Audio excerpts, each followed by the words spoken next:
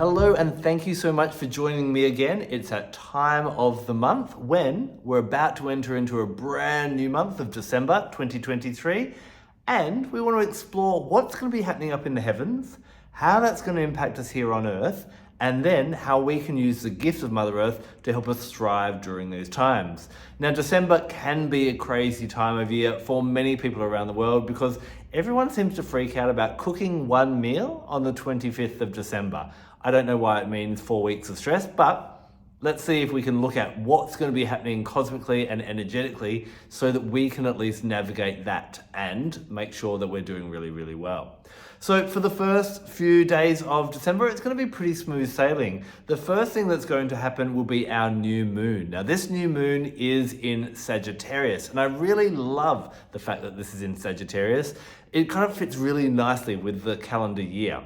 Sagittarius is a sign of exploration, of going exploring in the world and discovering more, finding our truth, and finding our truth by immersing ourselves in different cultures, different ideas, different philosophies, and so on. It can be about going on overseas travel, but at the same time, it very much can be about just exploring via the internet, via conversations, via getting in and meeting different people and expanding your horizons. So when we have a new moon, I know we're getting excited about New Year's Eve, but this is kind of like a New Year's Eve as well. It's a time for us to look at that Sagittarian aspect of our lives. So that is our travel, our philosophy, our religion, our tertiary and college learning. It's kind of that expansion of the mind. Whereas Gemini is all about bringing the details in the mind and working out what it all means, Sagittarius goes out exploring. So on a new moon, we want to start new cycles of that and how we want to expand. So it's a really great time before we get to 2024. Don't worry about the 31st of December. On the 12th of December, sit down, find somewhere quiet, ideally outside at night, and really contemplate, what would I like to learn? What would I like to expand? Where would I like to travel? This is a really great place for actually planting seeds and intentions. If you want to go on an overseas holiday in 2024, plant that seed on the new moon in Sagittarius. So the crystal that I really love for working with the new moon in Sagittarius is Astrophyllite. Now, Astrophyllite is a kind of a really interesting crystal. When it's raw, it's kind of this bronze, coppery kind of color, very sparkly in the light, but when you tumble it, you kind of lose some of that bronzeness and it goes black, but you still see these bronze lines in it as well. So black crystals and dark crystals are really beautiful to work with in that new moon energy. Why? Because they're introspective, they're quietening, and the new moon is very different from a full moon. When we get out there and do everything, this is very much about going inwards, going within and seeing what do we need, what do I want, what do I desire, and checking in with ourselves, because there's so much out there where the world is actually trying to tell us what we should do. So Astrophyllite is a really beautiful one. It helps us to remember the beauty and the magic of the world. And sometimes when we get caught up in the craziness of every day and all our things that we need to get done, we forget the magic, we forget the beauty. And that Sagittarian energy along with the Astrophyllite is really, really beautiful at helping you to kind of waken that up again. So I'll be wearing my Astrophyllite pendant around the new moon, and I hope you can either grab yourself a bit of jewelry or a little tumbled stone. Will be really great to have near you and to even meditate with on that 12th of December, which is the new moon. Essential oil wise, let's go for rosemary. Rosemary will come up a couple of times today, but rosemary is associated with the crown chakra. It's very much for connecting with our spirituality. This is going to be great for those that are in the Northern Hemisphere at the moment. Why? Because it's going into the colder months. It's very introspective. And so this is a great time to tune in to the crown chakra as well. Now, rosemary we use for all things to do with the head. I love to add a drop to my shampoo and conditioner. It really helps with hair health.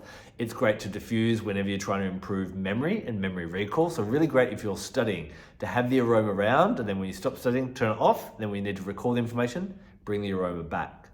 But it also can help us on a spiritual level to remember why we're here. There's a bit of a story that says that while we're in our mother's womb, Archangel Gabriel comes to us and tells us exactly what our quest here in this lifetime will be. And then just before we're born, guess what? He touches us under the nose and we forget. And then we're born and we spend our whole life trying to remember, what am I here to do? Looking absolutely everywhere. But guess what? Guess where the answers are? Well, you know how we've got that little line between our nose and our mouth? That's where Gabrielle touched us. So the answers are actually right under our nose. And Rosemary helps us to come in and remember what we're here to do. So as we remember that and we kind of explore that kind of aspect, and it's very protective. Rosemary is very protective as well as you go out and explore the world. So misting it around you and remembering that helps us not only just explore, but remember what we're here to do with that information and that exploration. So it's really great for making sure that you're not just going on a holiday or going on a quest or learning something for the hell of it. What's the importance to you? And to make sure that the quests that you're going on are the quests that will fulfill you and your soul purpose as well.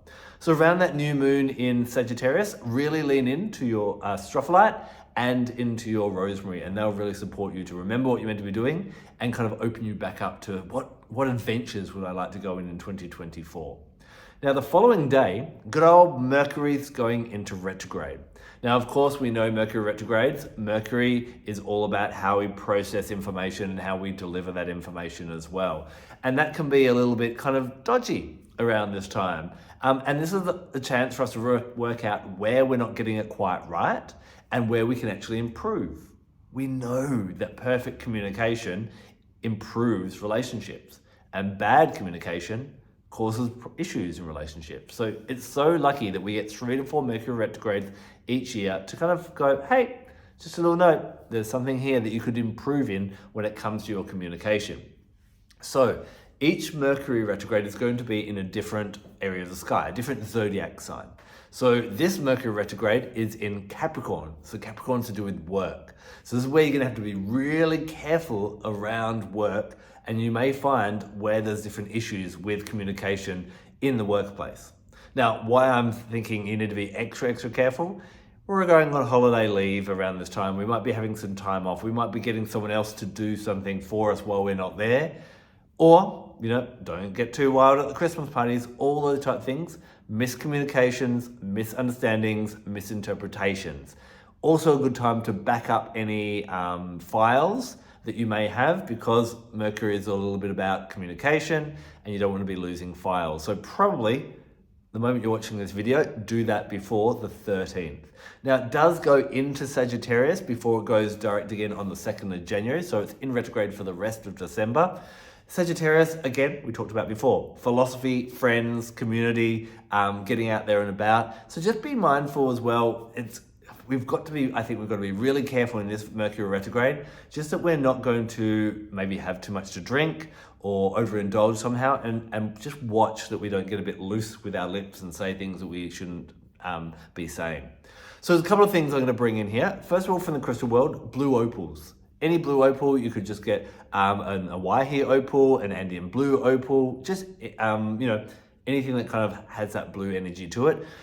Opals have a childlike, playful energy, and Capricorn is a very serious energy, and also Sagittarian energy, when out of balance, can be very blunt as well. How can we lighten up the communication? By wearing a blue opal near the throat chakra will help you to be a bit more playful. Now, on the contrast to that, the essential oil that I'm going to recommend for this Mercury retrograde is Hinoki. Hinoki is a Japanese cypress gifted from the wood of this tree. Now, why Hinoki trees are valued so much in Japan is because they have the ability to grow very upright and straight. And they use this hardy wood for building things like pagodas and other spiritual and religious monuments and buildings, because it lasts for so long. Our words have the ability to last a long time as well. Who can remember something someone once said to them a long time ago? And it still hurts. I know I've got some of those things in mind, and we need to let go of them, but that's a whole different video. But what I love Hinoki for is it helps us to be very clear and direct in our communication, but also has I know it sounds very stereotypical for Japan, but it's got a very Zen energy. It's very, very peaceful and calming. So it allows your communication to be calm, complete, and composed, direct, and clear. So I love to diffuse Hinoki. You could mix it with a carrier oil and anoint it over your throat chakra each day as well to keep you a bit calmer. But get it out in the diffuser and around in your space. That's going to be really, really beautiful. Now, although a lot of people get excited about the 25th of December, one of the major festivals of the year is actually happening on the 21st and the 22nd this year. So it kind of depends. First of all, you've got your winter solstice, and that's going to be happening on the night of the 21st. This is when the Earth is tilted, the northern pole is furthest away from the sun, and obviously why the northern hemisphere is experiencing their cold and their winter. It will start after that day to tilt back, and the days will gradually start to get warmer and longer, although you may be a few more months in the winter. As I said before, the winter solstice, also known as Yule, and has been known for a long, long period of time, longer than even before we had Christmas. This festival and celebration was called Yule. So this is a time for focusing on the crown chakra. If you want, check out my YouTube video specifically on the winter solstice or Yule, and I'll give you a whole range of different things. But in a nutshell, we want to become introspective. We want to become very contemplative. We want to work out, what is my mission for this next year?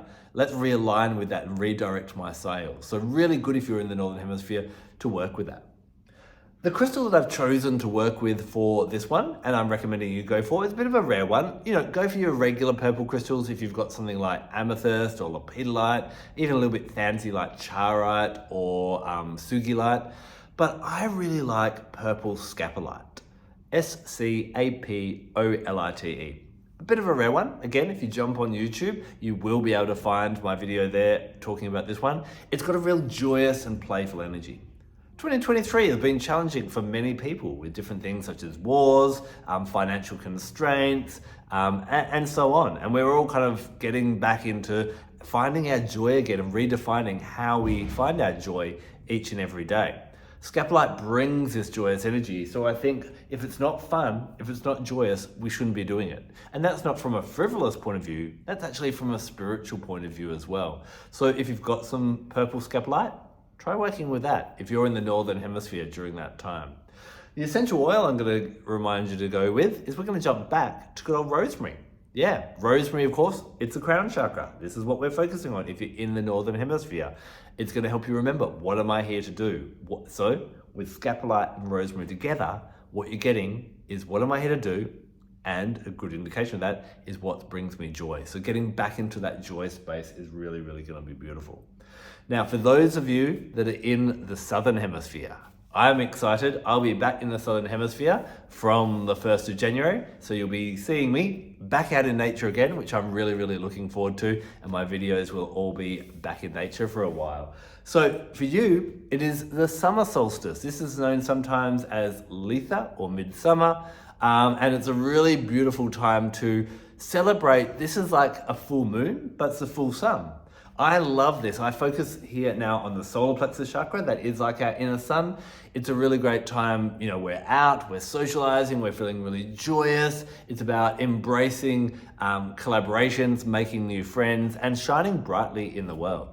One little crystal tip I love to share about the Midsummer is I love it I have a quartz crystal pendant, and I always put it out, just like we put crystals out under the moon.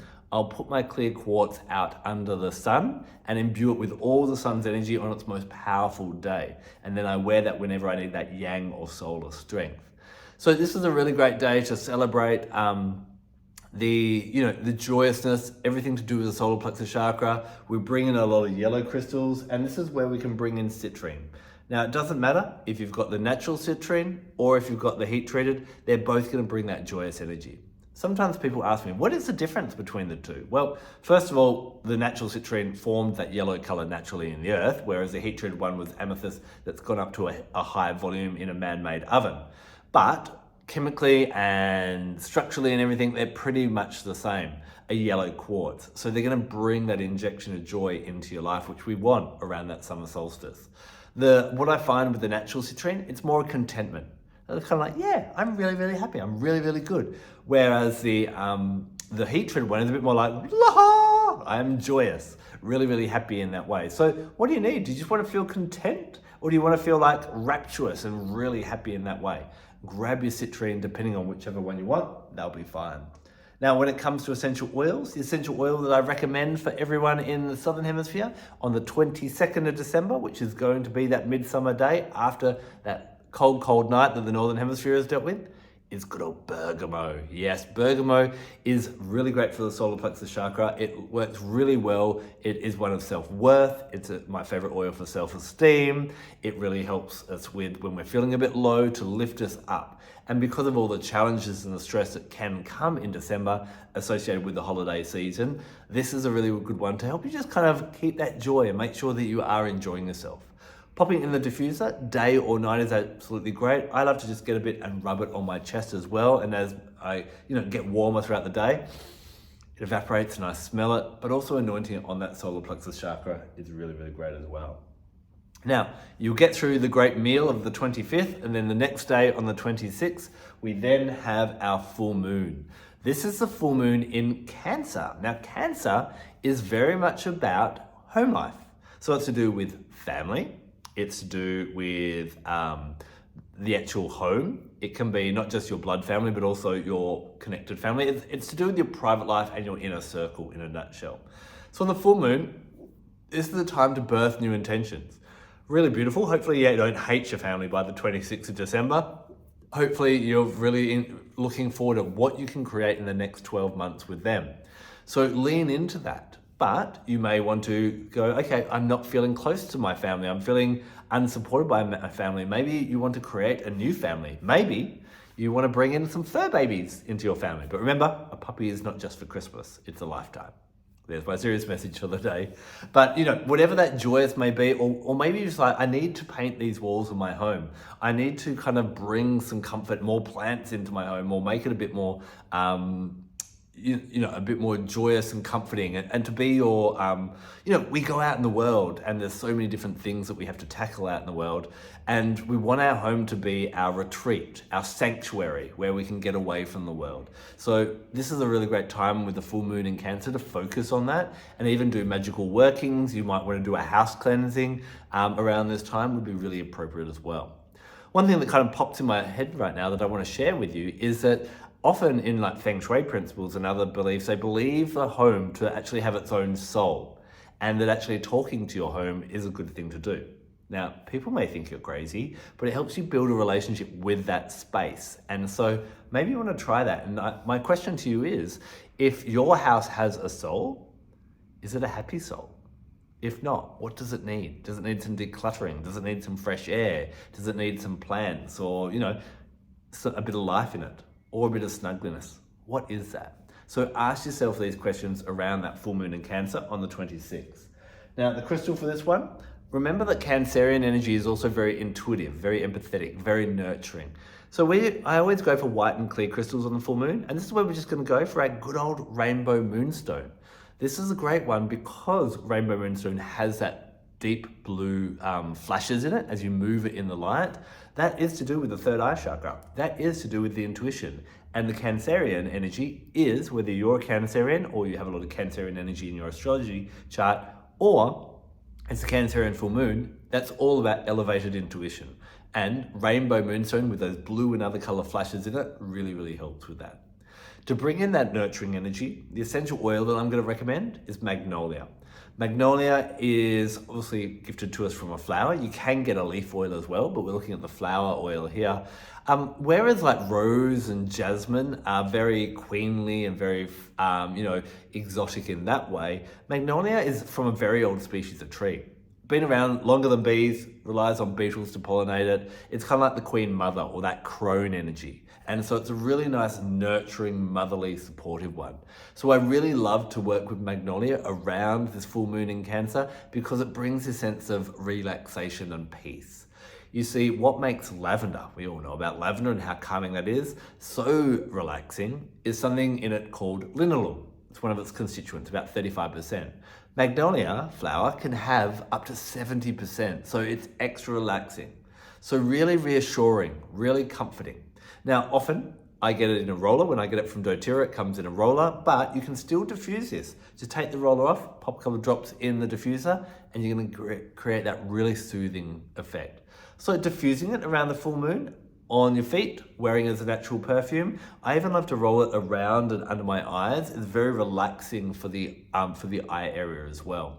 But meditating with this as you've got your rainbow moonstone would be a really beautiful way to kind of start to set the intentions of what you'd like to birth for your home life, whether that be your house, your family, or your inner circle. It's about creating a better sanctuary for 2024, because if you have a great sanctuary to come back to and recalibrate, then you can take off with a lot more strength out in the world. It can also be about nurturing ourselves. Now we have a final retrograde. This is going to be a slightly more minor retrograde because it's from an asteroid that, although close to us, is a bit smaller than Mercury, so it's not going to, you may or may not feel the effects of it. Who am I talking about? I'm talking about the asteroid of Hecate, asteroid number 100. Hecate is named after an old Greek goddess. She is said to be the goddess of the wish, or the goddess of the wise. She sees everything that happens on Earth. She knows everything that has been, is happening, and will forever happen.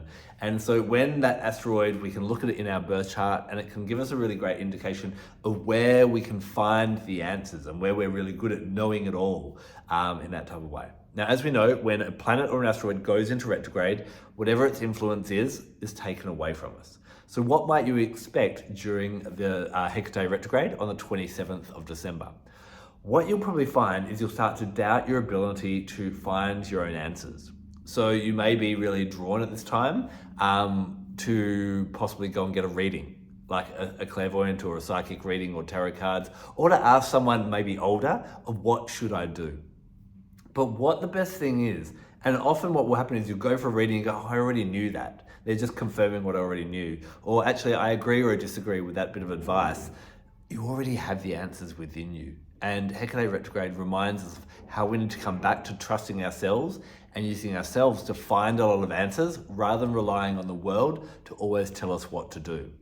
So what I'm going to recommend here, we're going to switch in moonstones. We're going to go from rainbow moonstone to black moonstone. This is a really great crystal for connecting with the goddess and the asteroid of Hecate that helps you to kind of find that intuitive answers within. Almost like that introspective energy I was talking about at the start when we were talking about the new moon. So keep black moonstone with you, and I'm going to keep you with Magnolia. Magnolia, I say, is sacred to the astrological body or the asteroid of Hecate. So it's a really nice one to help you, again, trust your own guidance. You see, I love Magnolia. Its gift is reassurance. You're doing okay. Everything's going fine. It's all going to be okay. And often we're beating ourselves up where, things aren't going well at home, things aren't going well with our family, where we're not sure what to do, we're feeling a little bit confused. Maybe you might feel that sense of confusion around the 26th, 27th. What I love to do is I get the Magnolia, I have it in that roller, and I roll it, and I actually draw, yes, a 44-year-old man draws love hearts on his chest at night, breathes it in, and just goes, Adam, you're doing okay. Today you did enough. You may not have got everything done, you may not have ticked all the boxes, but tomorrow's a brand new day. You're doing really well. And just give yourself that grace at the end of the day so you're not taking that worry and that anxiety into the night that may come up around that full moon and that Hecate retrograde on the 26th and 27th of December. So that's what you can expect for December. So to summarize, we've got first the new moon on the 12th of December. That is going to be in Sagittarius. So grab your Astrophyllite to awaken the wonder of the world and remind yourself of the wonder, and Rosemary essential oil to remember, hey, this is what I'm here to do. On the 13th, when Mercury goes into retrograde, grab your blue opal, lighten up and don't get too serious in your communication, but also lean into Hinoki essential oil to make sure that you are being clear, concise, and calm in your communication as well. On the night of the 21st of December, those of you that are in the Northern Hemisphere, celebrate the Yule, celebrate that winter solstice, become introspective, and this is a really great time, not just on that night, but around this whole period to focus on that crown chakra for you. Grab your purple Scapolite or another violet crystal and pair that again with your rosemary. But if you're in the Southern Hemisphere, then we're going to be focusing on the solar plexus chakra. Yes, grab your Citrine, grab your Bergamot, feel joyous, feel self-worth, and allow that light to shine into the world. On the 25th, that's when you've got our full moon in Oh, sorry, not the 25th. What's happening on the 25th? Nothing. 26th is happening. That's when the full moon in Cancer is. It's about getting that sanctuary, nice and content, and lean into your rainbow moonstone to help your empathy and your intuition to guide you on what you truly need, as well as create a sanctuary for all of those that you dwell with, and bring in your Magnolia. Keep using the Magnolia into the 27th when Hecate goes into retrograde as well, but then you might want to bring in a black moonstone to tune into that Hecate inner knowing energy as well. So that's what you can expect. I'll be back very, very soon with more goodiness and juiciness. But wherever you are in the world, thanks for taking the time to hang out with me for a little while and discover what our astrological energy forecast is for December 2023.